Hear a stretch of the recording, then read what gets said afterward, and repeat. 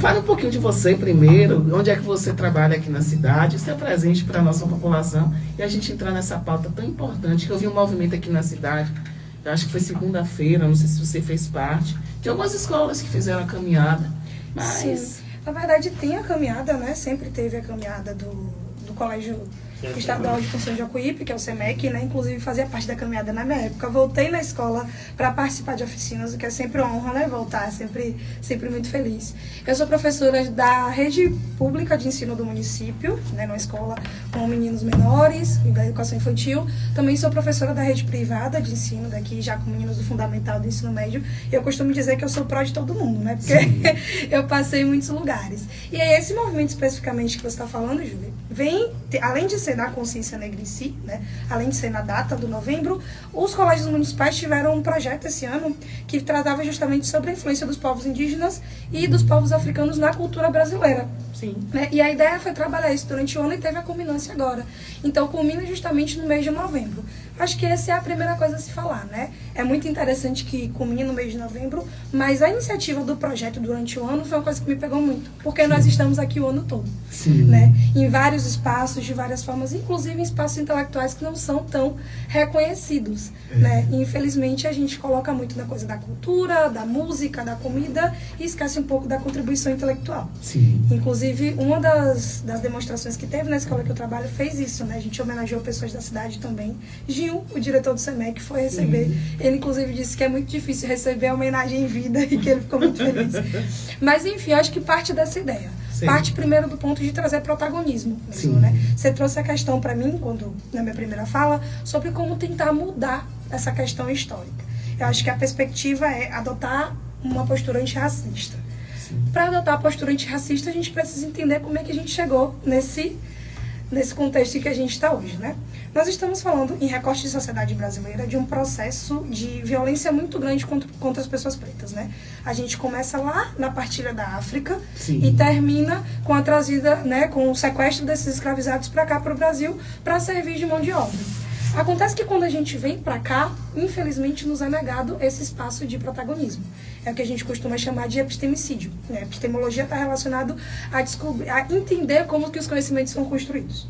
Quando você nega o reconhecimento a pessoas pretas em solo brasileiro, no sentido de que você não se reconhece de onde vem, no sentido de que apaga a sua identidade como sua religião, como suas etnias, porque a gente não está falando só de africano, a gente está falando de várias pessoas, de vários povos, e comete-se epistemicídio. E para que vieram reis, rainhas. E que são destituídos desses cargos a partir do momento que pisam aqui. Exatamente. Essa é a ideia. Quando nos tiram o reconhecimento, nos fazem nos entender somente como escravizados. Sim. E aí é o primeiro problema. Quando a gente chega em solo brasileiro, a gente chega esvaziado de toda a pluralidade que tínhamos, o que serve como um mecanismo de firmação do racismo. Se eu não sei de onde venho, se eu não tenho os meus por perto, fica muito mais difícil resistir. Apesar de que ainda assim a gente consegue muito bem, né? Porque as insurreições escravas é o que movimenta o processo de libertação. A própria, se é para falar de recorte, a própria independência da Bahia teve a mão de pessoas pretas assim de forma muito grande, né? Quando a gente fala sobre independência. Muitas mulheres pretas. Muitas mulheres pretas. A própria forma de... As baianas de Acarajé, né? Que tem aquela identidade fortíssima e que conseguem a alforria vendendo os seus bolinhos, enfim. Eu acho que é um recorte muito amplo, mas entender que o nosso problema é que o racismo, ele se comporta como estrutural. Sim. Por que fala isso? O Silvio de Almeida, ele diz que o nosso problema é patologizar o racismo. Tratar como se fosse uma coisa normal. Quando, na verdade, ele é visto como normalizado porque a sociedade brasileira é construída sobre ele. Sim. Por isso que é estrutural. Quando a gente parte da perspectiva de que o racismo é algo anormal, a gente trata casos isolados. Quando a gente entende que ele, infelizmente, fundamenta as nossas relações, a gente entende que as relações foram construídas errado. E esse é o ponto. Entender que ele é estrutural, questionar as práticas que a gente faz e ter a perspectiva antirracista, que é justamente isso, se colocar contra e se questionar. Será que aquilo que eu fiz não está reforçando o racismo que outrora eu não percebi? E as práticas, elas fazem parte do cotidiano, né, Sibeli? Você, inclusive, tem hoje o combate ao uso de determinadas palavras, né? Como o criado mudo. Sim. Que era o negro que ficava ao lado da cama, abanando o seu senhor. Não só criado mudo, como eu descobri, inclusive, fazendo oficina para os meninos, o termo nhaca. A gente usa... Nhaca? Nhaca. É o nome de uma ilha africana. Sim. E a questão tá justamente... Você viu como você fez? Verdade. A perspectiva é justamente totalmente. essa, se questionar. Sim. Né? Por que a gente não vê tantas pessoas ocupando espaços intelectuais assim? Por que determinadas expressões são reproduzidas de forma a não serem questionadas? Como, não sou tu és nega. O não sou tu és nega vem da ideia de que mulheres negras elas não têm nenhum tipo de relevância, nenhum tipo de importância, não merecem respeito.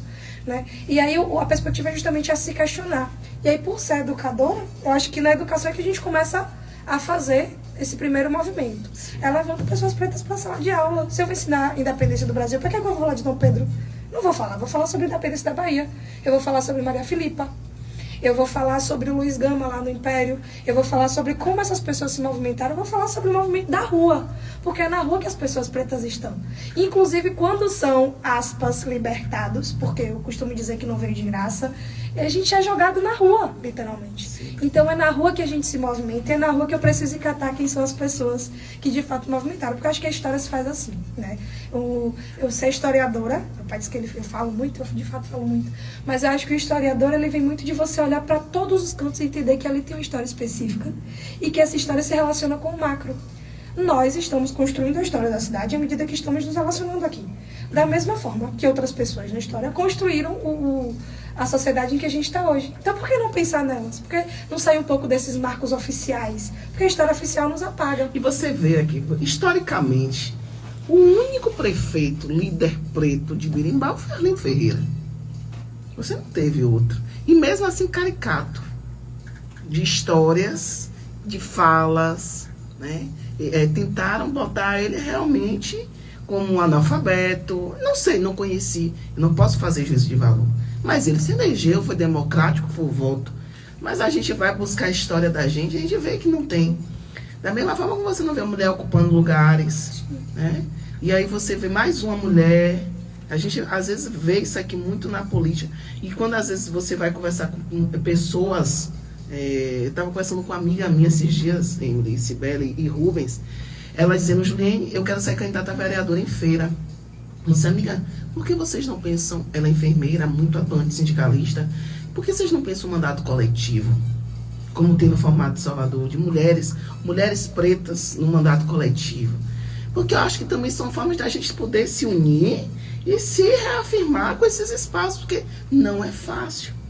Você falou da questão das mulheres, né? Sim. Recentemente teve um movimento, uma movimentação popular na internet, para que uma mulher preta fosse escolhida como ministra. Sim, foi, do Tribunal de Justiça. Não foi? E aí houve essa movimentação e a resposta que obtivemos foi que não era uma questão de gênero, não era uma questão étnica, era uma questão de competência. E aí plantou uma dúvida na minha cabeça, por que a mulher preta não pode ser competente? Não existe uma mulher preta competente para assumir aquele espaço? E aí, isso também, eu acredito que é um dispositivo de manter as pessoas no lugar em que estão. Porque se eu não reconheço a necessidade de uma mulher preta no ministério, eu estou reconhecendo que não existe a necessidade de que ela seja representada diretamente. Entende? Porque, para mim, na sociedade em que a gente vive, a gente precisa trabalhar com recortes. Recortes étnicos, recortes de gênero e recortes de classe. Então, entendendo também que o Estado ele tem um caráter de classe. Porque é muito difícil nós, enquanto pessoas, né, de classes mais subalternas, entendendo pessoas pobres, de classe média, acessar esses espaços é muito difícil. E quem está lá em cima, muito dificilmente vai reconhecer os nossos problemas. Maria Aparecida Bento, ela tem uma ideia que o nome, ela diz que existe um pacto narcísico da branquitude. Que consiste no quê? Pessoas brancas vão sempre se proteger, porque se protegendo elas não precisam abrir mão dos seus privilégios. E no que implica abrir mão dos seus privilégios? Reconhecer que a violência que causam, né, que o racismo foi uma violência causada por eles, implica que eles resolvam o problema do racismo. Então, olha como é problemático e como é difícil para essa branquitude que está pactuada permitir que nós alcançamos esse espaço.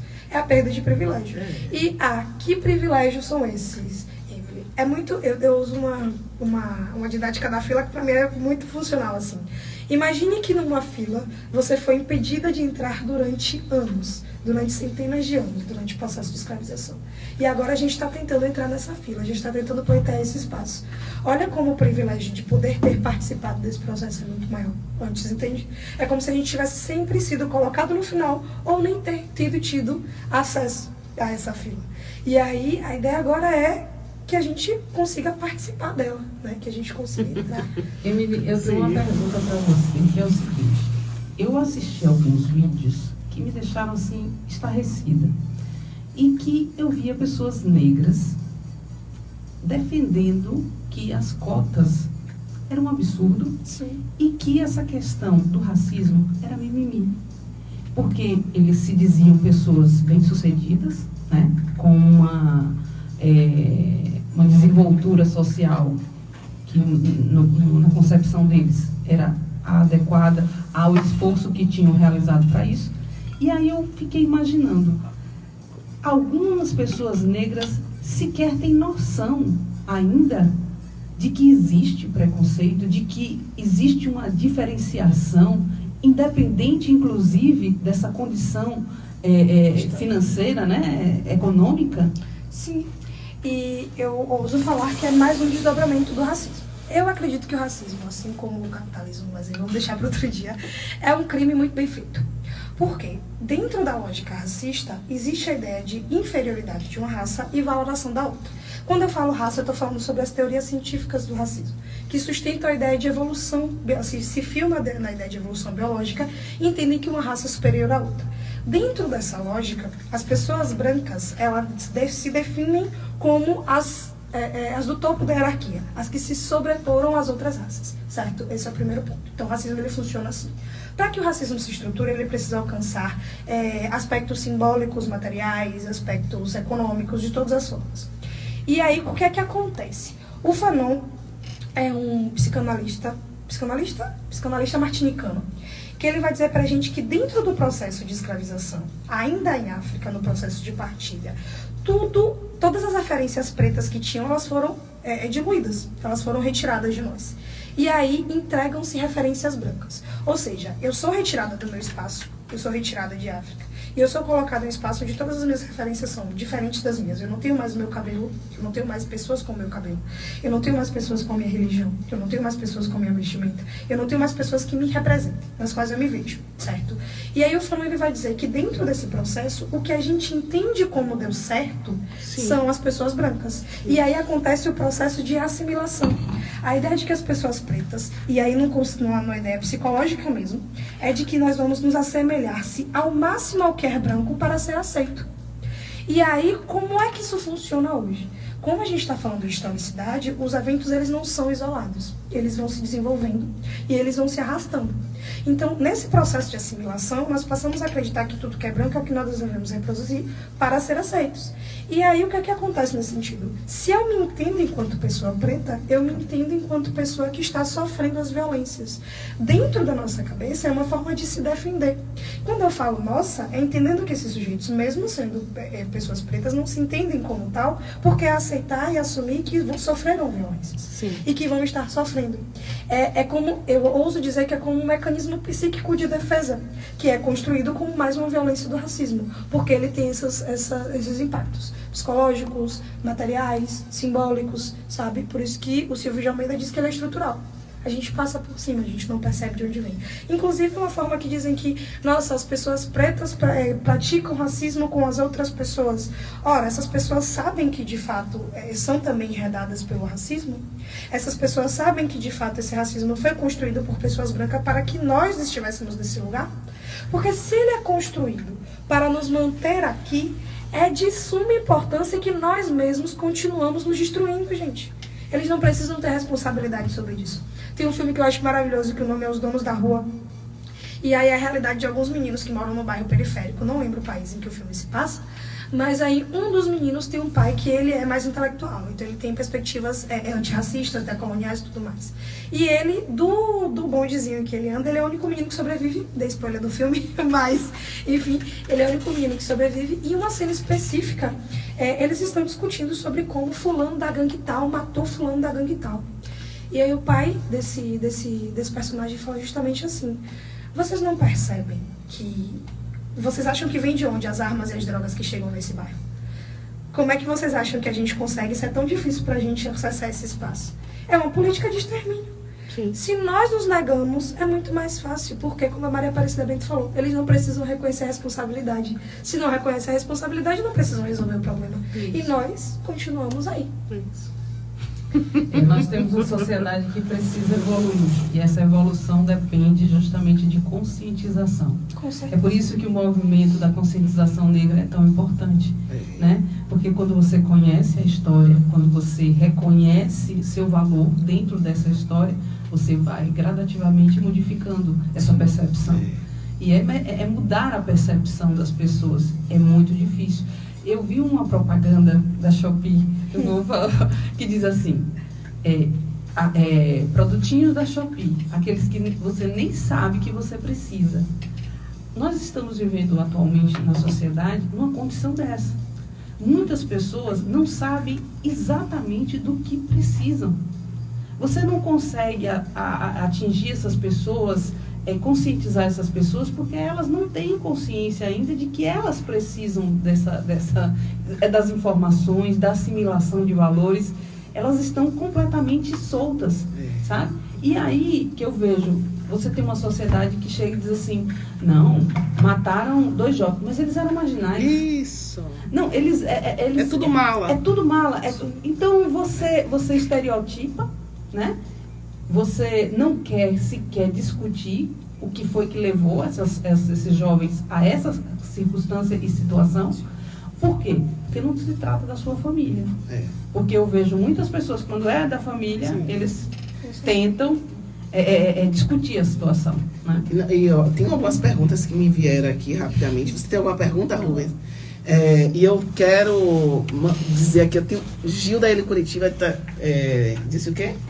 Te pergunto, deixa eu olhar aqui, deixa eu olhar. Te pergunto, vivo como uma negra, respeito muito. Vivo como uma negra, né? Respeito muito o fato de, eu acho que ela quer dizer isso, o fato de eu ser negra. Já fomos muito ridicularizados. Eu era chamada de neguinha, né? E tem uma coisa aqui que Silas... Eu acho que mais ou menos isso você quis dizer, né? Que antigamente você sempre tinha mais, né? Essas questões da empregada doméstica sempre era preta, que não recebia o salário, né? Então, tudo, a escravidão ela vem se perpetuando durante muito tempo. Ela se modifica. Né? Ela vai se modificando, ela vai criando raízes, às vezes, que a gente nem consegue identificar. Mas vamos lá. Silas, meu amigo, seu namorado, seu marido... disse assim, talvez o maior erro do debate sobre cotas seja colocar no patamar cognitivo. Nunca foi sobre ser mais capazes ou não. É uma reparação social, concordo plenamente, de impedimentos feitos em solo brasileiro. Então, a reparação, e que eu não entendo por que as pessoas são contra as cotas raciais. Porque as pessoas são contra as cotas para as pessoas portadoras de deficiência. Por que ser contra? Não é? Por quê? Não dá, estuda. Egoísmo. Sabe? Egoísmo. É a noção. É inveja. É a noção do privilégio também. É a noção. Não, tem que ser, né? Porque não é igual. Igual o quê, gente? Vigia. Né? Agora tem 2 perguntas. Essa dela, talvez alguma colocação. Por que você chama de África? Eu quero entender. E outra coisa, uma pergunta. Por que o cabelo black, o cabelo hoje, o respeito à origem do cabelo, né? Você atribui, que as mulheres acham as mulheres pretas ficam muito mais bonitas, não? Eu acho, é o meu entendimento. Você acha que isso você atribui ao quê? Ao sucesso? Tá dando certo? Ou é a identidade, a mudança real de identidade? Né? Por que as mulheres hoje estão usando mais, se permitindo usar o cabelo como quer, né? Eu acho que tem um pouco das duas coisas. E o de África, coisas. Porque eu tô curiosa. Eu acho que muito no sentido de pertencimento mesmo, sim, entende? sim. Porque eu falo da África, é como se Sim. eu entendo assim, e aí não tenho nenhuma explicação teórica não, tá? Mas eu acho que o dá uma distância.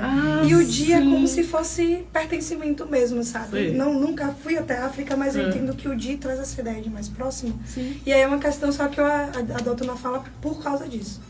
E sobre o cabelo, eu vou falar uma experiência pessoal com o cabelo que eu acho que vai refletir muitas questões assim, em relação a outras mulheres pretas. Eu tive meu cabelo alisado, eu tinha uns 9 para 10 anos. E foi pra mim um momento auge da minha vida, porque, meu Deus, quero alisar os meus cabelos, quero ter os meus cabelos bonitos. E aí é o primeiro ponto. não se via cabelo crespo como cabelo bonito. Inclusive, a nomenclatura cabelo ruim vem dessa ideia. O que é cabelo bom e o que é cabelo ruim? Tudo que é negro, ele é tornado ruim, né? A ideia de denegrir também, esse termo denegrir vem disso. Do tornar negro tornar ruim. Esse é o primeiro ponto. Então, logo, as representações que a gente tinha não eram positivas em relação ao cabelo preto. O que é que modifica? O movimento Black Power nos anos 70. Sim. Eu esqueci o nome do intelectual agora, eu posso pescar depois. Mas a ideia de que o cabelo... A gente tem um movimento chamado panafricanismo, que traz a ideia de enfrentamento ao racismo através do reconhecimento de suas raízes. Sim. Reconhecer raízes quer dizer reconhecer o seu cabelo como ele é e você como ele é. Então o movimento Black Power aparece nisso. Assuma o seu black. É um marco da sua identidade. E é esse movimento, ele vem acontecendo. Só que ainda assim, ele era influenciado, não, ele era atravessado pelo racismo. Então a lógica era de sempre alisar, certo? Então o primeiro ponto daí, o movimento Black Power é o cabelo, é a identidade. Quando essa onda, ela se arrasta, ela vem para o Brasil através do movimento negro, o movimento negro diz assim, sim, o seu cabelo, ele é bonito. Sim. E aí as apresentações positivas começam a aparecer em pessoas pretas. E são com essas apresentações positivas que a gente começa a perceber que o cabelo não é ruim, que o cabelo tem um formato diferente. E que ele, inclusive, representa força e resistência, né?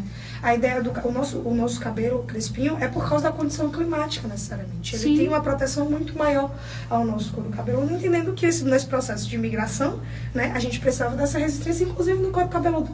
Então, olha só como traz a noção de resistência. Isso vai se modificando. E aí a Emily, de 9 anos, não sabia isso, então ela achava maximalizar o cabelo. Só que a Emily, dos 11 anos, teve um corte químico no cabelo. Terrível. Sofreu, inclusive, bullying na escola por causa do cabelo. E aí, mais uma vez, o cabelo crespo, ele era associado a algo ruim, algo pejorativo. Porque, olha, não tive como alisar o cabelo, ficou ruim. Só que aí, eu acho que, e aí falando mais uma vez sobre educação, arrastaram-se os anos. Eu entrei na UFES, né? Eu sou graduada pela UFES. E como que a noção política sobre o meu cabelo se instalou? E aí foi que eu percebi, eu soube do movimento Black Power, eu soube do pan-africanismo, eu soube que tinha outras pessoas com o mesmo cabelo que o meu. E eu fiquei, por que não? Então, olha só como está relacionada a noção de pertencimento, de reconhecimento, entende? De intelectualidade também. Porque foi a sessão desse espaço educacional que eu tive acesso a esses debates e eu entendi que meu cabelo sim é bonito. E mesmo para meninas e meninos que não tiveram esse acesso da academia, do espaço acadêmico, eles têm acesso a mim. Eles têm acesso a outras pessoas que usam cabelo assim. E hoje em espaço de protagonismo. Hoje na televisão, hoje no rádio, né? Tem aí a ideia de uma pauta que é cooptada pelo capitalismo, porque sala online era para alisar cabelo. Hoje tá aí, né? A linha para crespo tá bombando. Tem essa pauta porque a indústria cultural, o capitalismo faz isso, ele coopta pautas culturais e transforma em necessidade, mas também tem a ideia de que a gente está aparecendo. Então, consegue entender como vem mais uma vez do movimento de representatividade? É muito mais interessante olhar para o lado e ver que tem outras pessoas, sabe? A gente está mudando a noção de representação que o Fanon falou, de assimilação que o Fanon falou. Nós assimilamos agora as pessoas pretas também, entendemos que estamos aqui. Então, acho que o cabelo ele vem nesse sentido, de força, de representatividade e de beleza também, porque eu acho belíssimo. Belíssimo, me deixa. Eu acho, sabe, que assim, que a gente... a gente está tendo uma aula, né, Sibeli? Eu chegar, estou boquiaberta, viu, honestamente. E pensar que, me reportando para as nossas histórias e para tudo que a gente viveu, né, da cana-de-açúcar, a nossa região, ela absorveu muita gente. E essa questão da junção do índio com o negro, infelizmente, aí eu queria saber... Como resgatar um pouco a nossa história? Você, como professora de história, a gente vem de uma Santo Amaro da Purificação, né, que ajudou muito e que fez todo o processo de intervenção lá atrás na independência da Bahia. Tiveram atores e muita gente, a Cabocla, e muita gente que participou desse processo. A gente se origina, né, da cana-de-açúcar, dos engenhos. Por que a gente tem tanta dificuldade de buscar as nossas histórias? Eu estou falando enquanto moradora de Berimbau, mas isso eu tenho certeza, Rubens, que a gente não tem aqui uma referência em Amélia Rodrigues, em Coração de Maria, Teodoro Sampaio. Você não tem nada palpável. Você vai aqui na casa da família de Alder Pinto, uma história de coisa de um moinho que Dom Pedro passou, sabe? Você tem fotos em casas aqui, porque tinha muitos escravos na nossa região. Aí eu estou perguntando para minha historiadora, por que tanta dificuldade? Né? A gente tinha aqui, me remote, ali o São Francisco. Sim, a Igreja de São Francisco. A Igreja de São Francisco. Acabou a Igreja de São Francisco. Então, por favor, qual é o caminho da gente buscar se reconhecer? Porque isso também faz parte, eu entendo, pelo que você falou. Você reconhecer sua origem vai trazer também um pouco do que você é hoje. Qual é o caminho que a gente pode poder fazer esses resgates? Eu acredito que enfrentando os apagamentos, né? Sim. E com apagamentos... Não, que é uma água. Sibeli. Esqueci. A da rádio, a Juliette. Pera aí, vamos botar um áudio de seu pai enquanto você melhorar a Pai, tosse. Mandou áudio, a gente não poderia faltar. Vamos lá. Boa tarde, minha amiga Juliane Vieira. Eu tenho 8,5. Eu tô mais escuta aqui, né? Essa menina, essa professora de história é retada mesmo, né? Só ela falar aí, que eu nem sabia a história do negócio desse cabelo aí. Aí eu mesmo deixando ver pra ficar black mais bonito. Valeu, Evelinho. Um abraço a toda essa galera aí. Tu não escuta, Ju. Um abraço de azinha pra não esquecer de você. Amém. Muito obrigado. Pajé tem áudio. Não falou forte, não. Não, ele não falou forte, não. Pajé botou algum áudio aí, linda. E Valdomiro também. Tem Pajé. Boa tarde, minha amiga Juliana. Boa tarde para todos os ouvintes da Rádio do Bahia. Minha gente, hoje eu fiz péssimo. Aqui é Pajé, Fazenda Amiga de Coração Maria, Bahia. Está ligadinho no seu programa nessa sexta-feira. Juliane, o Brasil é assim mesmo. O Brasil, para conseguir fazer alguma coisa, o povo tem que brigar, tem que fazer protesto. E a Via Bahia tem que dar até 2032 ainda, para poder o povo vencer essa batalha, porque até quando, desde quando ele começou, que foi assim, né? Nunca construiu a BR e não vai construir. E contando, Juliane, que os empresários e o dono da Via Bahia, o chefão da Via Bahia, anda de avião, está se preocupando que o povo ande em cima do buraco. Exatamente, Pajé. É uma tristeza. Que inversão a gente está vivendo de país, viu? Valdomiro, meu nego, meu nego não, né? Sim, aí o que eu falei, ó, Valdomiro. Mas é uma forma carinhosa. Olha, eu acho que colocar como pejorativo é que tá o problema. É. Se você coloca como pejorativo é que tá o problema. Eu falei, né? Aí, vamos lá. Boa tarde, Júlio. E aí, como é que tá você aí? Feliz sexta-feira pra você e sua família aí. Tô aí na escuta. E aí, mano, dá um abraço nesse pessoal aí na bancada aí, pra você aí. Do SB tá falando aí agora, Rubens já falou. Dá um abraço nesse pessoal aí, viu? É amigo de Juliano, é amigo da gente. A dona Juliane Vieira tá no ar. Vamos participar, pô. Chama o povo, Júlio, pra participar do programa. Tô aí na escuta, viu, minha amiga? É nóis. E aí, tamo juntos e misturados. Vamos falar, um abraço, Miro, Pajé, Vadinho da Gameleira. E se você quiser mandar um áudio pra gente, ou uma mensagem, 75992036677, 75992036677.